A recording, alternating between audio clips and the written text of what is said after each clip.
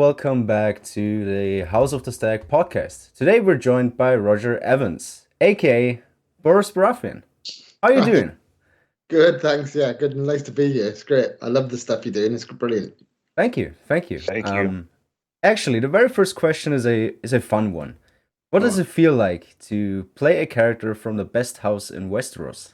Yeah. I mean, it's great. It's great. I was a big fan of House Baratheon anyway, so I loved Game of Thrones. I was a little bit late to the party, but so I watched it as it was going along, and then I stopped for a bit, and then because life sort of overtook, and then sort of started with it again, and then it was always a great house. I love Mark Addy. I think he's a great actor. It's great. Stephen Delaney's brilliant. So yeah, to be asked, it was sort of a no-brainer, really. It was a sort of there's not many Lords of Storm's End. You know what I mean? It's like, so Yeah. get asked, you do it. It's like, and it's such a brilliant, just the one scene, but it was such a brilliant scene that, and you're the Lord of Storm's End. It's sort of impossible not to go, yes, please. It's great. Yeah. Yeah. And it's got the best sigil. It's got the best, ours is the Fury. It's great. It's brilliant. Yeah. Thinking of the tattoo that I would get, but Really? well, now I'm like, it's forever. I'm always going to be Borros Baratheon, but not like in terms of career, but you've done it, so you're always sort of, Borros Baratheon. So I might as well. I thought maybe I should mark it at some point. Oh, there's beautiful artwork out there. I'm sure really? there's. Tell me Yeah, something. yeah, yeah, for sure. I can do that. Yeah, Brilliant great. art out there. My wife would be terrified. It's kind of a huge stag. Yeah. Oh, there's worse. Yeah. I mean, stags are pretty normal tattoos to get, so no one will ask questions. Yeah, right. Yeah. Well, we have a painting actually of a stag. It's a stag downstairs. A friend of ours, he's an artist, and he did a series of paintings of extinct Irish animals, and there was this huge stag that used to roam around Ireland. So we already have this huge stag at the wall, so it felt like it was meant to be. Yeah, so you were destined to play the I character. was already there. Yeah. Now I see them everywhere. Now I'm like, I go into a shop and I see a sweatshirt with a stag on it, and I'm like, oh, maybe I should buy that. Yeah. So yeah, very honoured. Yeah, it's nice to finally see the castle too, because in the original show, it's a shame that we never saw it. Yeah. Yeah. That shot of when Viserys is flying in and you see Storm's End, it was like, because I'd never got to see it before you see it, and it was just really impressive, isn't it? Yeah. Was a huge fan. Like, it was very close to some artworks too, and I couldn't wait for it. I couldn't wait to finally see Storm's End. Huge Baratheon fan as well, as you can probably tell. One of the podcast and all. Yeah, it was great to finally see it. And it looked great too, like within the halls. We got a few glimpses a few episodes earlier, I think, but having Storm's End's introduction during a storm just was perfect. It's brilliant. Yeah, no, I know. And was it exactly how you imagined it? Yeah. Great. Yeah, I really liked it. It's the giant tower. Yeah. Amazing. Yeah, it was. Yeah, it's really amazing to see. Yeah. Yeah, really beautiful. And the inside was just incredible. They just did such a great job. Everyone did such a great job. It was like, really, everyone was really dedicated. Their jobs felt like you're in a room where everybody was really passionate about the thing that they were doing, whether it, no matter what it was. It was like, oh, when you were sort of in it, it was like, wow, this is amazing. People have worked really, really hard. Yeah, it's amazing. That actually brings us to our second question, George. Question 2 is, how hard was it for you to keep your involvement in House of the Dragon a secret? Yeah, it was really hard. I mean, I told my wife, so, there was a few people, but I kept it quite close to my chest. It just felt like, and it's not so much of a difficulty because you just want people to enjoy it. So you don't want it to get out either. It's not like you go in, I was really excited, but also you go, oh, this is going to be exciting for people to watch. And if this gets out, then I mean that's the point of the NDA, I suppose, that these non-disclosure agreements is just you don't want to spoil it for the fans. Yeah. So it wasn't so much of a burden. Although when we were getting initial, makeup tests and when we were getting initial makeup tests and costume stuff, and so you'd be sort of traveling in way before you'd started work, and you'd see the call sheets on the wall, and so you knew some of the actors that were in it. So then they were under NDA, so they couldn't say anything, but you'd send them a little message going like, I saw your name on it. Then suddenly it was like there was a bit of back and forth between people. So it felt like you were allowed. We thought we were allowed to talk to each other if we were in it. Oh, so you knew some people from previous works. Yeah. So I knew Julian, who you've interviewed. There's a big Welsh contingent in it. Yeah. So and Stefan and Julian. Should I'm missing someone out? Myself. So yeah, there was a big Welsh contingent in it. So and then there was an actress. I can't remember what the scene was. I knew called Lucy Briers, who was in it a bit, and so there was a few things that went back and forth between people. Which is great. And I knew Elliot Griot, who played Viserys. I knew his mum and dad. So I've both his mum and dad are actors who I sort of knew. So yeah, it was, you could sort of speak a little bit in between. Yeah. So it wasn't like you felt like you were burning to tell everybody. What a coincidence that you knew Viserys. Yeah, it was amazing. It was great. Yeah. I mean, it's a little bit of a small world, I think. Acting is a bit of a small world. And so, because I teach a bit in theatre schools as well, and Elliot's dad is head of a really distinguished drama school in London called Mountview. He's head of acting there, and his mum was a couple of years above me when I went to drama school. So we know lots of people. So and then I was going to do a play, and then I didn't do it, but Elliot was in the play, but I just sort of missed him. So yeah, it's a very strange world. And Ewan, I knew, and Ewan Mitchell.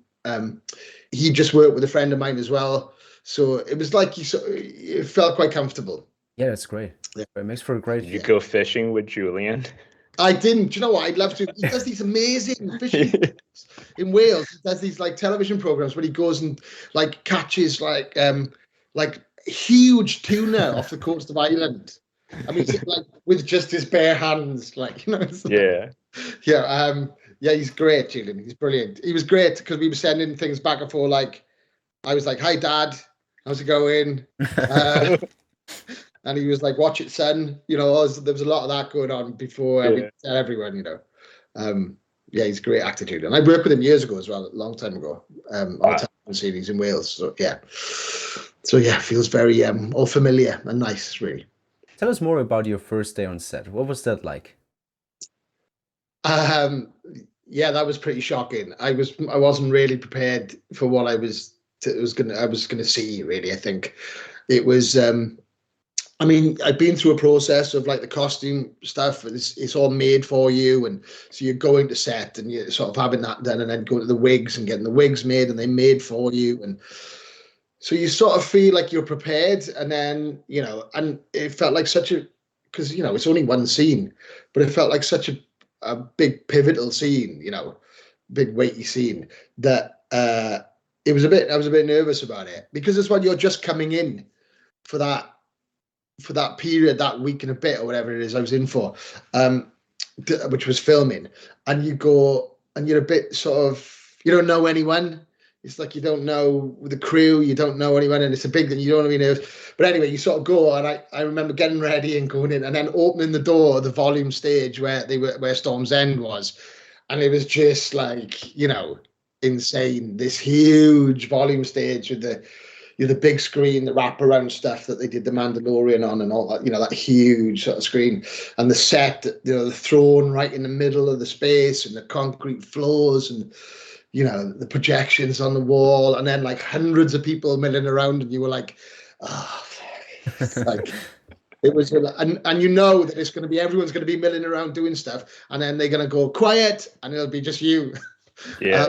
So that was a bit of a shock to see that many people in a space, and to see the scale of it. Really, I've done some big stuff, been in places where the scale has been quite large, but nothing like this. I was like, wow, okay. Yeah, wasn't much acting involved. You just had to sit still in the throne and let sort of everything else sort of do the work, really. But yeah, it was. I think that probably on the first take they had this huge crane. I remember they had this huge crane coming in and followed like Luke Elliott into the room, and I remember feeling like I might pass out.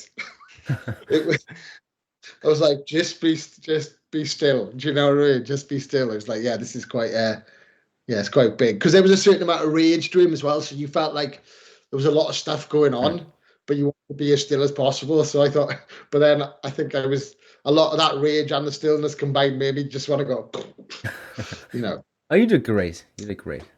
Yeah, it's awesome.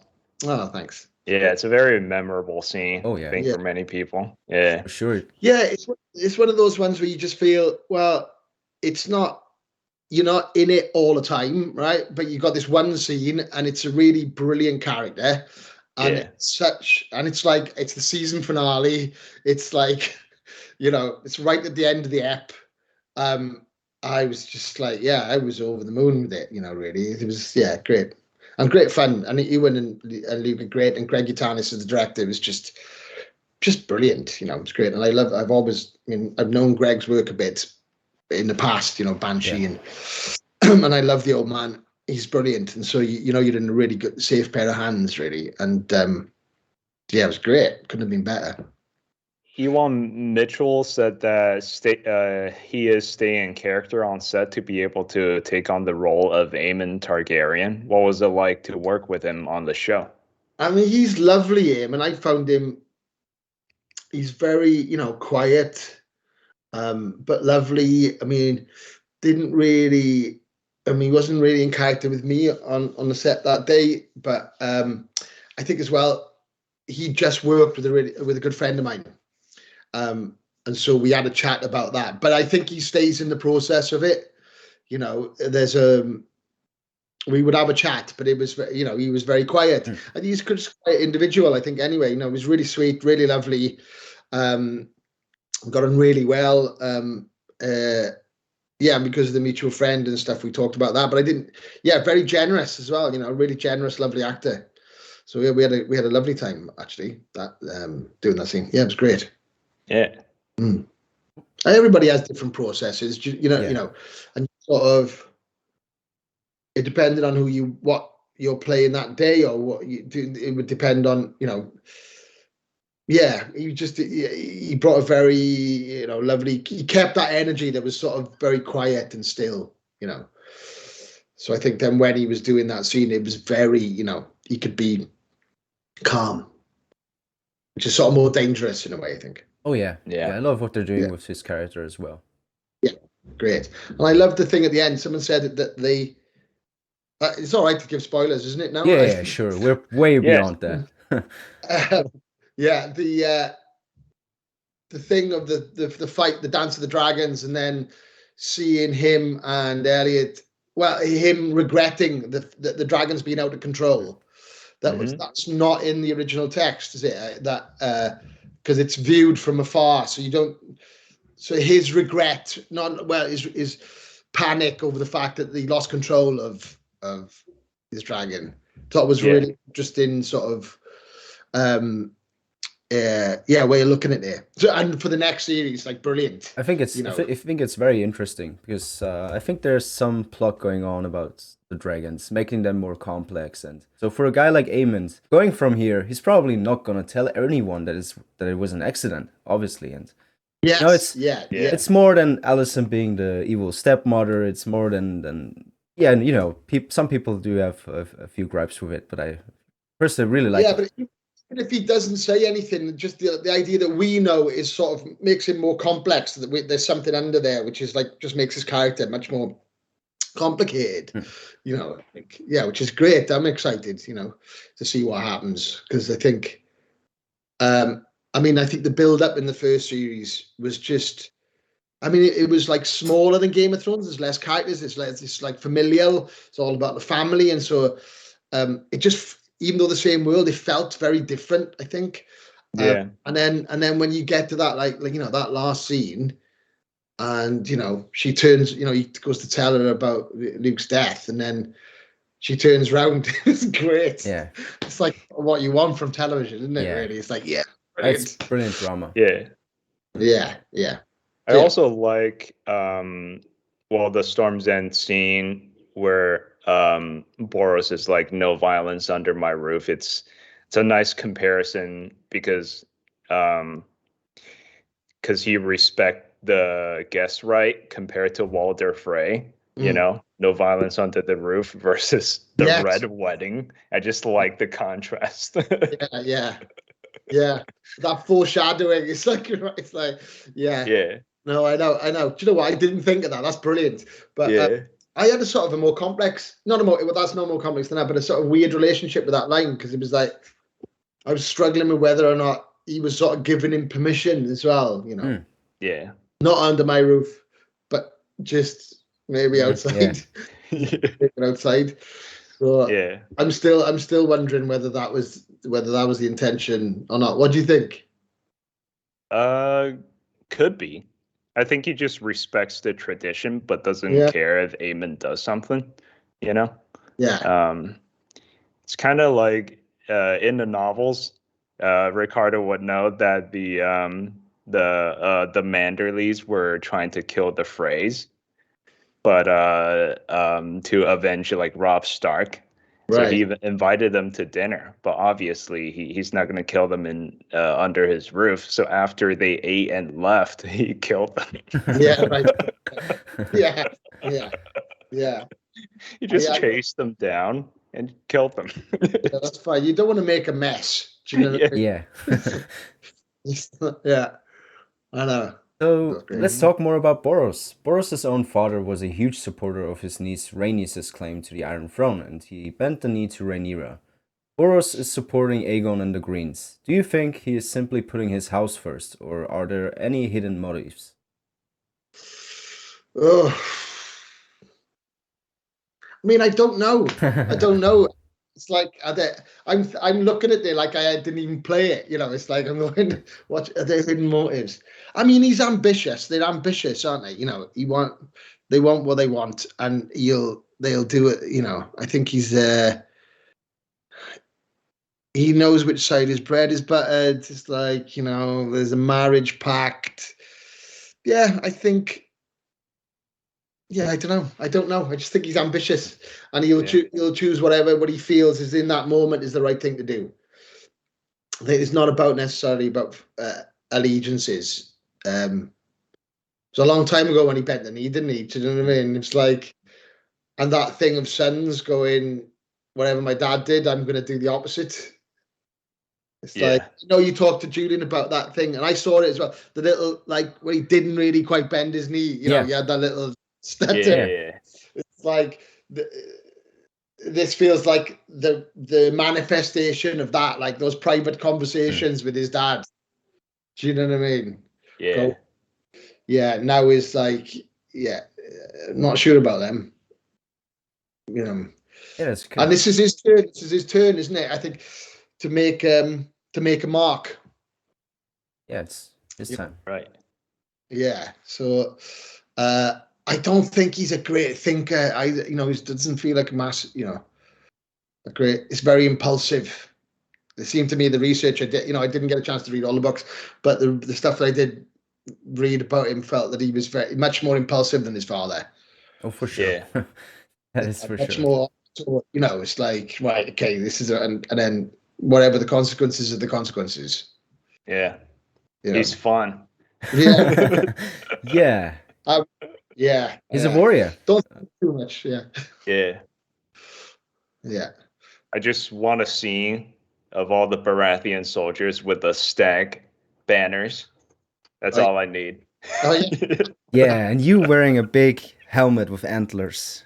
That would be perfect. Amazing. I'd love to see that. No, it'd be great. The Yeah, there was one time I was very excited, and I was in Croatia, Sibnik, I think it was the name of the town, and I think they'd filmed a lot of Dawn there. I think in Sibnik, and I hadn't long got the part, and I was sort of I was talking to my daughter about it. And there was a shop in Sibnik, and I was like, I didn't realize that they'd filmed Dawn there. So obviously now there's a shop there which sells stuff, So I was like straight in there. And I was sort of talking to her about the stuff that's going to, and then like really thoroughly panicked that I'd been overheard and it would come out. But they had all the Stag stuff in there, and now I'm obsessed. Like, obviously I'm obsessed. So, it'd be great to get to wear that helmet with the big Stag on it. And yeah, we shall see. It's not too late. See, any Baratheon stuff would be great. Yeah, brilliant. Message Ryan Condal. Ask about the helmet. Yeah. Oh, he's big on props. He loves props, so maybe he can get you something. But I do love that picture of the thing with the horn, with the helmet with the horns. Is such a great helmet. Yeah.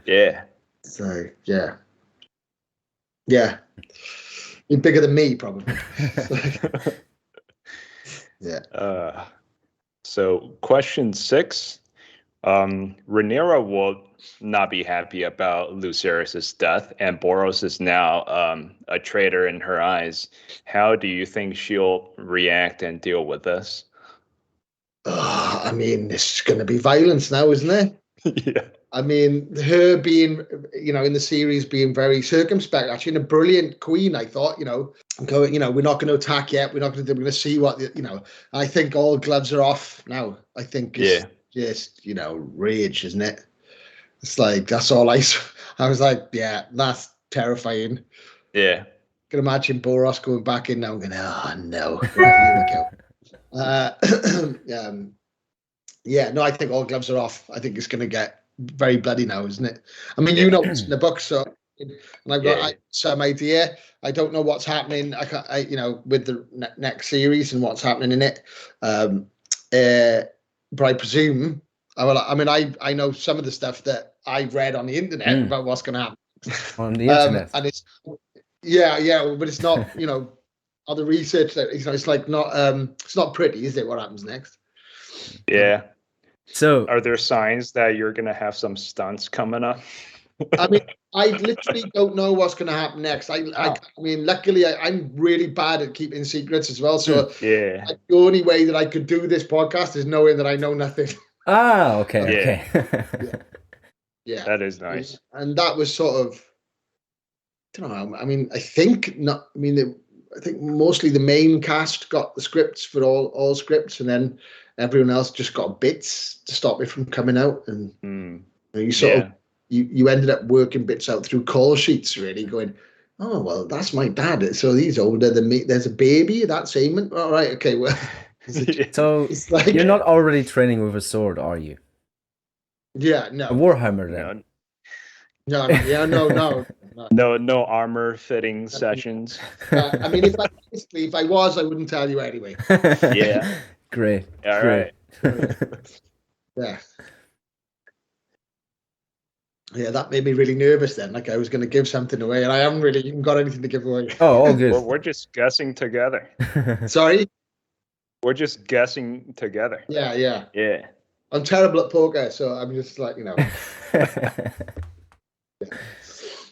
How did you prepare yourself for the role? Did you read the source material? I didn't get masses of time, really, and I was doing something else. So it felt like a very strangely quick turnaround. I'm trying to remember what happened.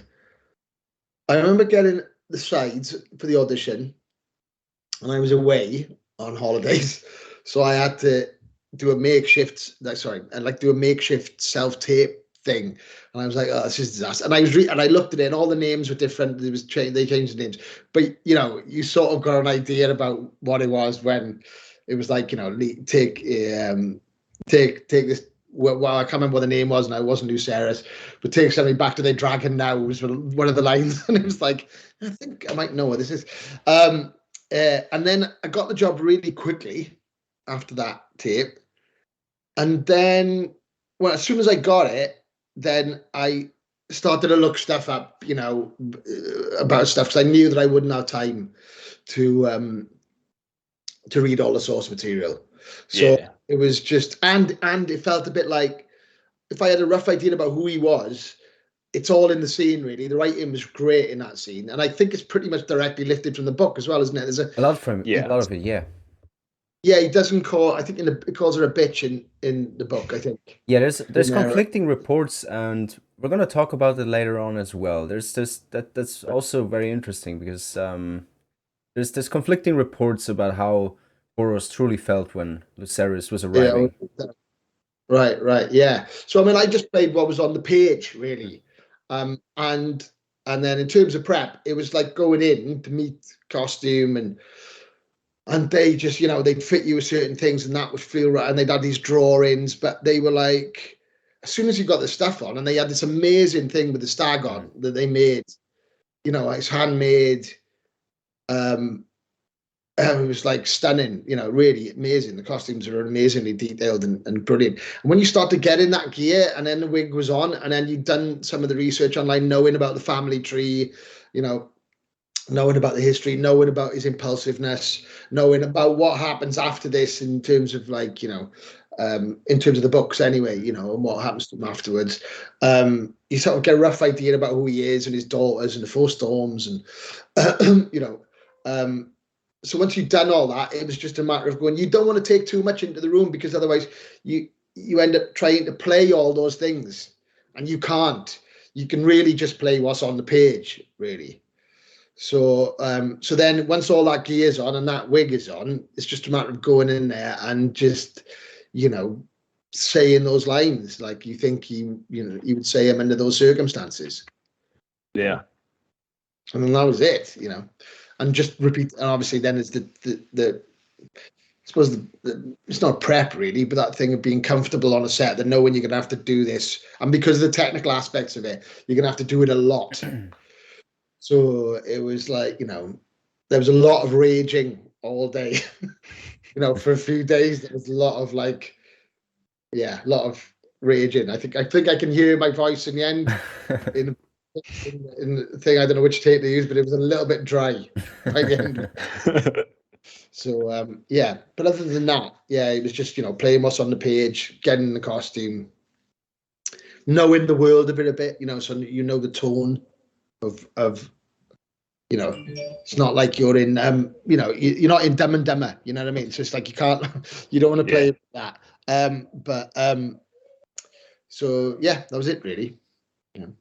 Yeah, you're not new to the world of acting. You're also a drama school teacher, and you've been doing a lot of theater. Yeah.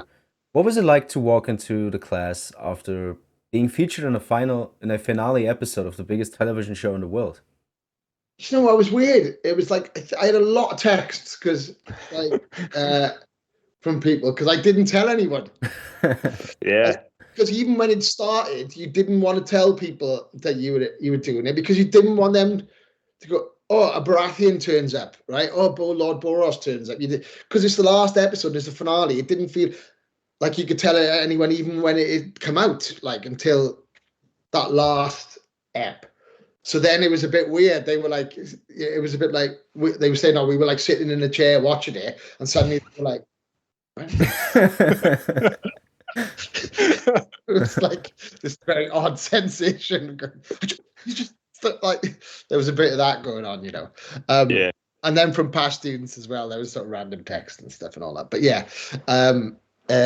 I teach mostly on a freelance, so I'm in and out. So I'm not permanent anywhere, because I just like to direct stuff. So I'll go in and direct shows for and teach acting as well for in drama school. So at the moment I'm in Dublin, so I'm teaching at one called the Lear, which is sort of one of the big drama schools here.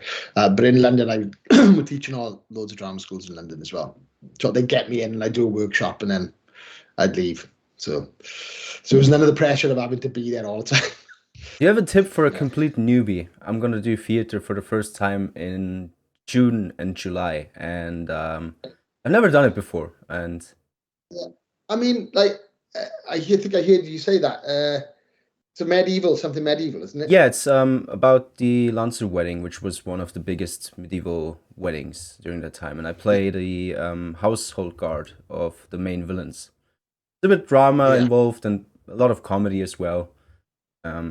I suppose it's just knowing what your character wants, knowing what they need, and then finding out maybe what the obstacles are that you have, because that's what, if you can't get what you want, that creates a conflict, and so that's what drama is really. So it's like, I want this, I want to get it, and then something's in my way. So how do I get what I want? But I mean, basically, but then it's like playing what's on the page. It is really playing what's on the page, playing whatever is in that moment, that's happening in that moment. You can do all the backstory stuff, you can do the history of your character and all that, but at the end of the day, it's like you've got to play what's on the page. Yeah. There's a great phrase that now I'm going to get this wrong. I think it's Meisner, one of the actors, but he just says, it's about living truthfully in imaginary circumstances. So, obviously the play is an imaginary circumstance, the film, whatever, it's an imaginary circumstance, and you want to just try and live as truthfully as you can in that moment, really, and have fun. It's playful, be mischievous. I think the best actors I've ever seen, and they're naughty, naughty people. Whether it's like someone like Brando, or Meryl Streep or Philip Seymour Hoffman, they all have this like twinkle in their eye where you just feel like, yeah, anything could happen. There's some mischievous stuff going on there. Thank you. So yeah, you're welcome. So, what's your fondest memory from being involved in the production? Oh, sitting on that throne. Yeah, it's a great one. I'll get to do that. It's a big series. It's like, lots of people watch it. It's one of the big houses. Baratheon's a big house. You might not get, I'm Lord Baratheon, Yeah. Sitting on that throne when, like, my perspective, if you were seeing it through my eyes, me sat on that throne with that crane coming in, following Luke with all the guards into the Storm's End, and I'm sat on the throne, and I'm sort of looking out, and I can see all the Storm's End is on the volume stage and the floor, and all the guards are there, and there's some courtiers there, and my daughters are there. And so Luke comes in with the soldiers, and I'm just looking out, sat on my throne. Yeah. It's like great. through my eyes. That was a great view. that was like the best view of the scene. Do you know what I mean? Watching that, and I had Ewan over that side, being moody and scary. Oh yeah. Yeah. So yeah, that was a great memory. That first moment of being sat in that throne and Luke coming in through those gates with the flanked by the soldiers was just like, oh yep, this is great. I'm enjoying this now. Fun. Such a good memory of that.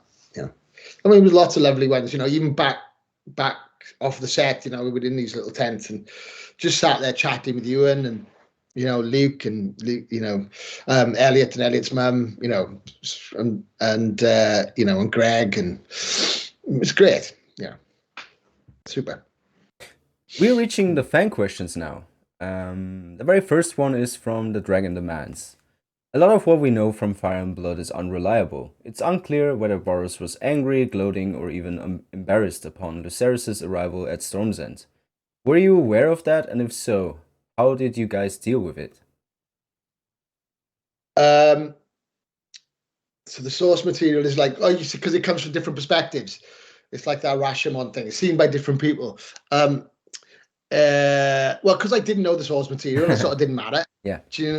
That I was only looking at it from my perspective, and so how it was seen was sort of unimportant really to me, because as a character as well, I don't care how it's seen really. I suppose that's the interesting thing about that. Even for you as viewers, it's ambiguous enough for people to talk about. I think now I'm going, I think he was thinking this, but I think he was thinking this. It doesn't really matter what I was thinking.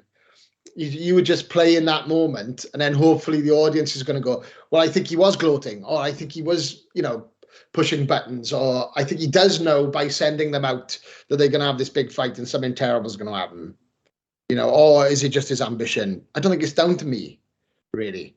So yeah, I didn't need. For me, I didn't think that I needed any of that to know any of that. It was just literally playing what was on the page. Yeah, and it's great. People who still go in like, well, I think he was gloating, or I think he was, Yeah. Yeah. I don't think he got upset until Lucerys started reminding him of his oath. Like, what are you talking about? Yeah. And it was such a weird thing to present, I mean, I'm sure that I'm sure there's a question about the reading thing as well. Yeah. I'm sure there's a question the about best line. Where's the bloody Maester? Yeah, I'm sure there's going to be questions for that thing of him bringing something. And I mean, in my head, I was like, she knows he can't read. And I always thought there's something rude in that as well. That's really interesting. Should have sent the voicemail. Yeah. There's something quite. She knows that, and there was like him with the scroll giving it. He's like, oh god, here we go. It's like, there was some old wound, I think, there, about the reading.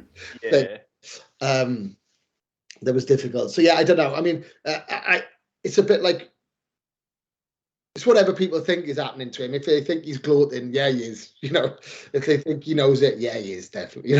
Like that's what keeps the arguments going, isn't it? You know what I mean? It keeps it interesting. Yeah. I suppose for me, I think he's impulsive. He was impulsive, and he makes a decision very quickly based on the fact that it's like he reminded me of my father's oath, and it was just like, right, I'm not having that. No. Right. Yeah. You've blown it now. You haven't come with a marriage pact. You come with nothing in your hand. It's like, we've got one getting married over here. You have, it's like, what have you got to offer? What have you got to offer?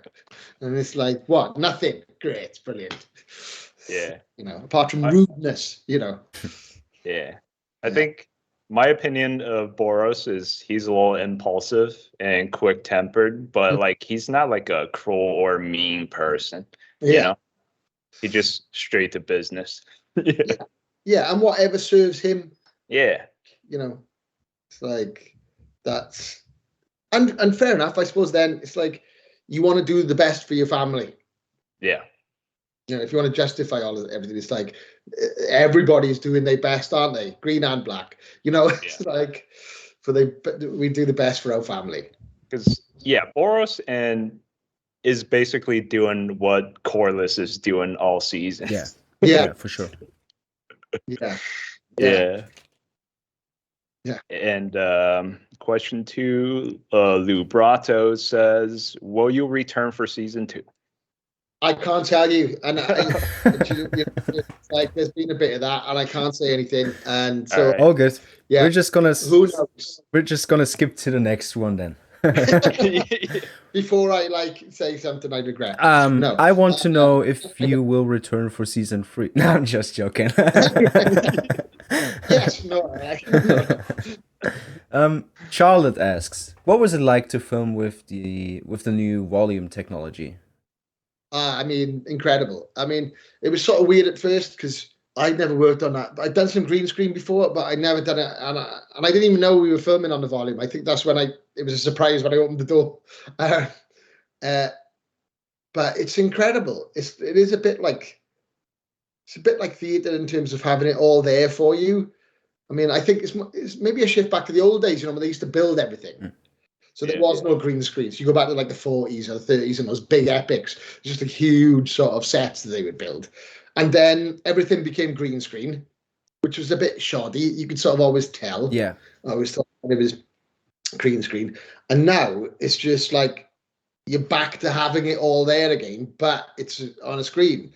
But it was sort of seamless, because you have the practical stuff in the volume stage of like the throne and there is things on fire and then the back, the actual screen itself that surrounds you has got all the rest of Storm's End on it with the flickering, and it's quite an odd sensation when the camera moves, the image moves on the screen. Okay. Which is what keeps it 3D, so when you look, so if I'm still in the frame, and you're looking through the lens of the camera, it'll just look real, like the perspective shifts. But if you're in the space, not looking through the camera, the screens shift with the camera. So it was a bit strange. You could sort of, out of the corner of your eyes, you see like the walls moving, and the guards sort of moving, and which is a very odd sensation. But much closer then to feeling like really immersive. Yeah, it really helps. I guess the acting. It's the theater feeling. Yeah, it just felt really fully immersive. Reminded me a bit years ago. I think I went to like Universal, that in Orlando, Universal Studios, and going through one of these things that they've designed. I don't know whether it was Raiders of the Lost Ark. I can't remember what it was. It was something. But the water was being thrown at you, and it was like I remember as a kid going, "Oh, if this was you wouldn't have to act." Yeah. If they were just doing these things to you, So there's a little bit of like that. You were actually in the space. You couldn't really see many other people other than your fellow actors and supporting artists and the set, and so it was like felt like really, it was so helpful, really. Otherwise I think maybe 10-15 years ago that would have been just green. Yeah, for sure. You'd have been sat on it, would have been green, and now this is like and the lightning would go, and the lights, the ceiling, and I mean the first time I was in there, the lights sort of shook, and I was like, "Oh, is there a problem with the lights?" And I was like, "Oh no, that's the thunder and lightning." So you'd get it all, you'd start getting it all, and it was like, So it was really, an amazing piece of technology. And great for the actor as well, So Elbeck asks, what did the Maester say to Borros? Is there a possibility of a conspiracy? I heard that. I heard that. It's like they could, maybe that's why the Maesters have got all the power. Yeah. Oh yeah. Because they like conspiracy is they like just manipulating everybody. Right. Anti-dragons. I think because there's a lot of people. I think in the books there's a lot of what they don't read, do they? I think maybe I got that right. There's a lot of things of the Baratheon or the Lords not reading because they have the Maesters or they have things done for them. So the idea of the conspiracy of maybe he didn't say anything about my father's oath. I don't know. Because Rhaenyra could have just written a very nice letter, and the Maester is like, she's like, Oh, she was actually going to make you hand of the king. Yeah. I know. I missed it. I don't know. I mean, I'm going to take it as my Maester's trustworthy. Yeah. And he just repeated what was on the letter, and that was it. That's what I'm going to say. I don't like to believe. I don't want to believe that Borros is being manipulated, because that would be too much. I think even as an actor, I like him so much that it would be too much for me to take that he was being deceived. Yeah, I'd be really upset and hurt. Well, welcome to Game of Thrones. Everyone is interpreting everything from glimpses. There's a 2-second shot, and it could mean everything. At least in some of the minds. Like, I love when he's masturbating out the window. Yeah. That's the same window that Tommen. He throws himself out of. Yeah, and it was like, I remember seeing it going, I know that. Well, I mean, that's a really lovely juxtaposition, isn't it? Yeah. Over the years, Foreshadowing. Brilliant. Yet I'm sure there's loads I'm missing, definitely loads I'm missing. But the Maester one, no, he definitely. I think the actor didn't tell me anything. I think he just spoke gibberish. I can't even remember what he said. I tried not to listen to him. No, I'm going to take it as that, it was said what was said, but doesn't mean me as an actor, that's me defending. But what am I doing? Defending Borros? Going everybody is faithful to Borros. Everybody. There is no conspiracy within his court. That's what I'm saying. That's my line. The next one is from Mala. Did you get to take anything from set, or are you going to wait until the show is over?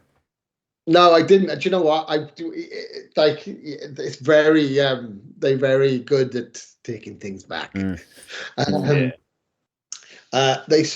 No, I mean, I'd love to have this. What I'd love is there's some of the drawings they did of the costume people did of me in the costume. So they're like, I was like, oh my god, it's me. You know, it was like my head and everything, but on these really beautiful, like painted drawings of him. And I'm just a terrible thief. I just wouldn't have been able to do it with my conscience. I wouldn't be able to take anything. There is so much there on set, and there's so much around those sets where you go, oh my god, that would be brilliant to have. About that, about the pictures, about the concept art. I think there's a book coming out. Maybe you're in that.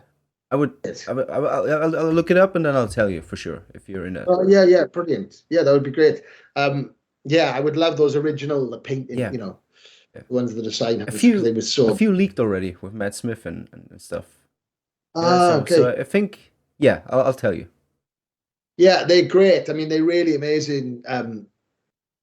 Yeah, the costume people were incredible. I mean, the detail and stuff. I think this stuff came from Paris, and on the front bit of and it looked like snake skin, but I think it was made out of silk. I can't remember what it was, but it was just like, oh my god, this is the most expensive piece I've ever worn. You know, and I mean, I'd love to have got the chain. Oh yeah. Yeah. Being brilliant, yeah, because it's stunning. It's really stunning. So, you know, yeah. Maybe one day it'll come back to me. Tisha asked, are you familiar with the world of Ice and Fire in general? And if so, what do you feel about the particular Baratheon character you're playing, and what do you think about House Baratheon in general? I think you basically have already answered that. Yeah, much about Ice and Fire. I mean, funnily enough, I was thinking about this yesterday. I'm not a big fantasy reader, but I love it on film. I love it ever since a kid. You know, it was like I love all that stuff on film. But I've never really read it. I read some of the Conan the Barbarian stuff years ago, which I liked. I loved Conan. I was obsessed with Conan, you know, the Schwarzenegger one. But yeah, I think I much prefer. I don't know whether it's just my imagination isn't great enough or something to create these worlds outside my head. I like to be given it, and I like to see it. So, like, I loved Game of Thrones, and I loved House of the Dragons. It's like any sci-fi fantasy stuff I love. I love Neil Gaiman stuff. I love the Sandman. Oh, did you watch the new Sandman? I did. I loved it. I thought it was great. Yeah, it's pretty good. Yeah. I liked it.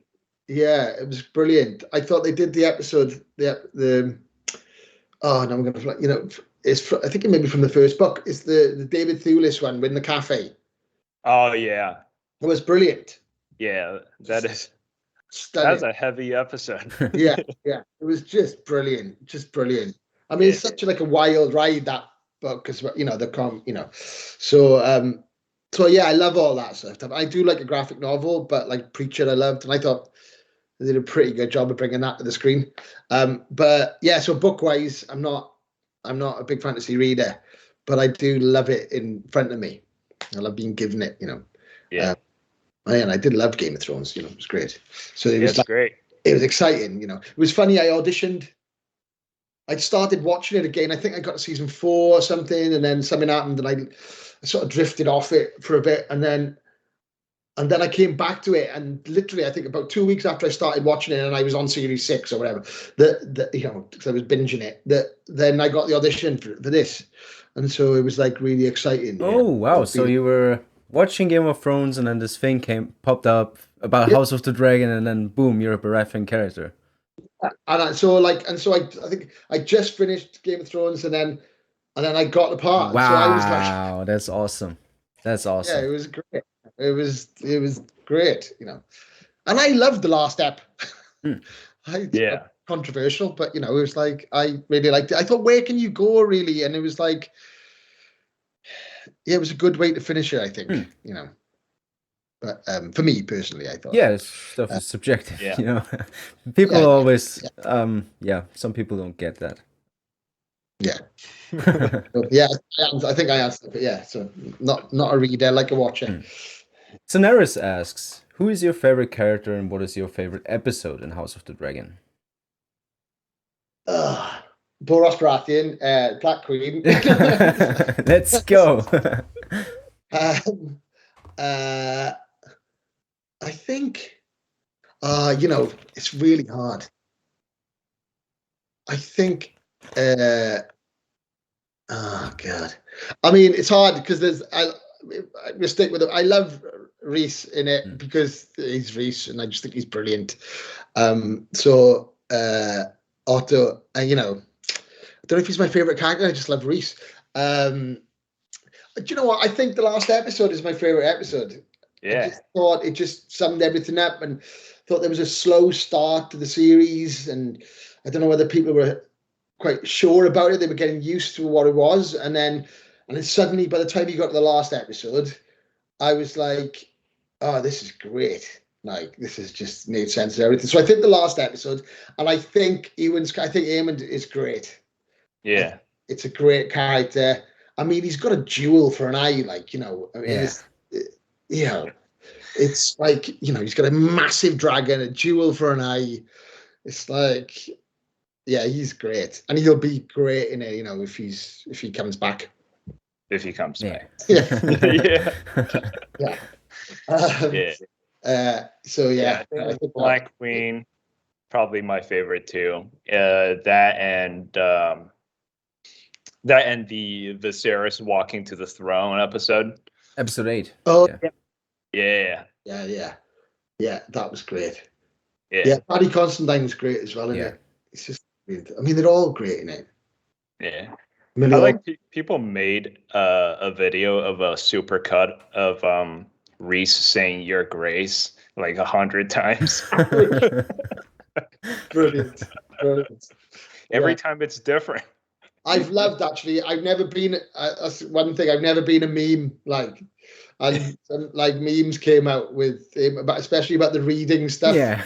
It was like Leah Michelle, and then it was like stuff around me. There was like I was over the moon, like that I'd become a meme for a bit. Yeah, it was really good. Yeah. Carlos Algeria says, "Do you support King Stannis Baratheon in the Song of Ice and Fire series?" Let's switch. Yeah. Would I support Stannis? Careful now.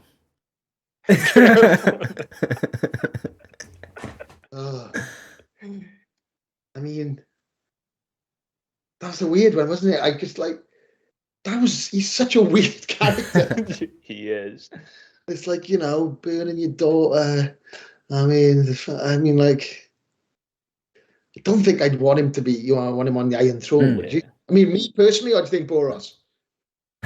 You personally.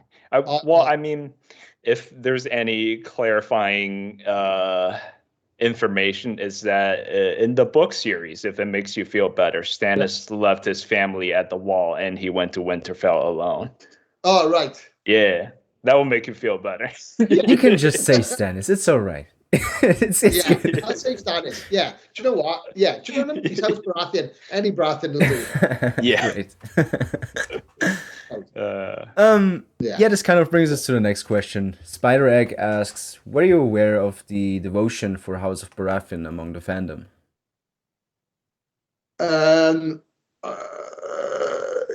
I suppose yes and no. I mean, I always thought it was a really cool house when I was watching Game of Thrones. It was a great house. Yeah. Mark Addy's character was, it's the funny thing of like Joffrey Baratheon. But I didn't expect, I think, the level of people being how passionate they were about the houses, But I guess I probably didn't. Yeah, because I loved it. It was my favorite house. So I wasn't completely aware, but it's that thing of like, I'm sure my dad was completely unaware. So it's levels of awareness, I suppose. But I was sort of more aware of the fact that that it was a popular house. I think it's a really popular house, isn't it, Baratheon? Oh yeah. Yeah. Very vocal. Yeah. Yeah, good. I feel very lucky and proud. Do you know what I mean? Yeah. No. Yeah, so I suppose I wasn't quite aware as how big it was, but I knew that people liked it. Yeah, Yes, because online people are like, "Oh, do you support Daenerys? Do you support Jon Snow?" And me and Ricardo come in and be like, "Stannis." Yeah. It's just to cause a row. Yeah. Yeah. No, brilliant. Yeah. I loved him as well. I did love Stannis. I'm sorry, but it's like I think it's to do with the actor as well who plays the part. But Stephen Delaney is just such a Stephen Delaney is brilliant. Yeah, he's such a brilliant actor, and it's just you can't help but like feel drawn to that. Yeah. Yeah. Even if he's doing really silly, terrible things, you just think, "Oh, great." He's great. Yeah, and he has kind of a dry humor. Yeah. Whenever people annoy him, he's like, "What are you talking?" Yeah. He really understood the quality. He got a really beautiful quality in that character, I thought. Yeah. It's just like, yeah. It was like he was like a snake or something. And there was very sort of simple and quiet about him. It was great. Have you ever met Stephen Delaney? I haven't. I saw it years ago when I was in drama school. I saw his Hamlet, and it was amazing. Just like he was brilliant. Like just one of those once in a lifetime things that you watched and went like, "Oh, he's just the best." Just like you're such a brilliant actor. Yeah, I'd love to work with him. Yeah, some point. I never know. The Baratheon. Oh, I won't work, but I mean, yeah. It's gonna be some Baratheon weird mashup thing that we all meet in some metaverse. That's the yeah. If you guys work together, take a selfie. Yeah. Yeah. Family Baratheon. Yeah. Chericad says, do you agree with Borros's decision to join Aegon's cause? Did you watch GOT? If so, who was your favorite? Oh, I already did that, right? Okay. Yeah. I guess just the question is, do you agree with Borros's decision to join Aegon's cause? Yeah, I'm a Baratheon, of course. So I'm going to back myself. I'm going to back every one of my decisions 100%. I don't care what you believe or what you see. I think, yeah. I think he is that sort of person, I think, as well, that it's like you wouldn't show if you're feeling slightly distressed making a decision. It's like I think you say it, you back it. Yeah. Although I think later on, doesn't he, when he does run off the Dawn, doesn't he, to fight the Dornish? Doesn't he armies to Dawn or something when they ask for his help? Oh yeah. Borros Baratheon is gonna lead 6,000 men, I believe, to the Red Mountains in Dorne. Yeah, to fight the Dornish when they wanted him somewhere else. Yeah. Yeah. It's like it's completely self-serving. Do you know what I mean? It's like, although they may change that. Who knows? They may change that because Borros was already on screen. But let's switch topics again. I don't know what's gonna, because they have changed quite a lot, haven't they? Yeah. So I mean, I don't know whether they like what's going to happen in that respect. Whether they they do change that or not. Like, but your character definitely plays a vital role later on, so you're definitely gonna be back. Yeah, we'll see. It's also funny. One thing kind of relevant to Borros, maybe down the line, they might need to change the name of these characters because it's like Kermit and Oscar. Yeah, I know. Yeah. I did think that's going to be so funny. Yeah. He has a fight with Kermit. It's like, come on. Fight with Kermit. It's like I can see the memes. Oh, they're coming. Yeah. No. Yeah. Well, and then we only have one more question for today. This one is coming from Pascal. Where's the bloody Maester?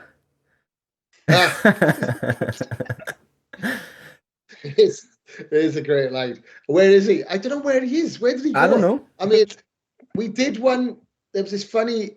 It was funny. We did quite a few takes around that moment. The one I think Greg used was quite straightforward. It was quite a straight one, but we did it's out there. Sorry, they've got it.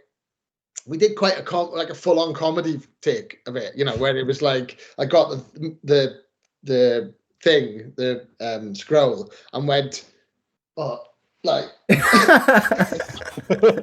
was like I literally went to give it to him and he wasn't there. Oh, I'd love to see that. Oh, right, yeah. They didn't use that one. Yeah. I did go to Greg because I think he was after. There was a bit of humor in it. I remember going to him and going, should we just do like a full on funny one? You know, it was like to push it to see how far we could push it. So I remember doing the funny one. We didn't use that one. Maybe that's a bit of advice. Never, you know, you can always go too far. It's fine. Like, make mistakes. It's like, in terms of a piece of advice, just like, don't be afraid to make mistakes. Yeah, definitely too far. So I think wherever he was, he's really going to get it afterwards. You know, he's really going to get a good beating, I'd say. You know, so it isn't going to be pleasant for him afterwards. I thought he was maybe in the loo or something, or just, you know. Where did you think he was? Oh, he was hiding behind the throne. Oh, literally just to wind me up. Yeah. Just disappear. He does it all the time, though. Apparently. Yeah. Just all the time with Borros. He's always going. Can you just? Oh, just like, again? Yeah. Mate, thank you so much for joining us today. It was such a great pleasure having you on. Wish you nothing but the best for the future, and definitely looking forward to see you swinging that sword or warhammer in the future. Whenever it will be, we shall see. Who knows? If. You never know. You never know. Yeah, thanks, Ricardo. Thanks, George. It was lovely. It's brilliant. And congratulations on the part. It's great. Yeah, I've loved watching them. Thank you. Great. Oh, they're great. I love them. It was lovely to see Gavins as well, and Theonates and Julian's as well. Thank you. They were great. Thank you. It's lovely. Thank you for watching. Take care and see you later. See you. Bye. Bye. Bye.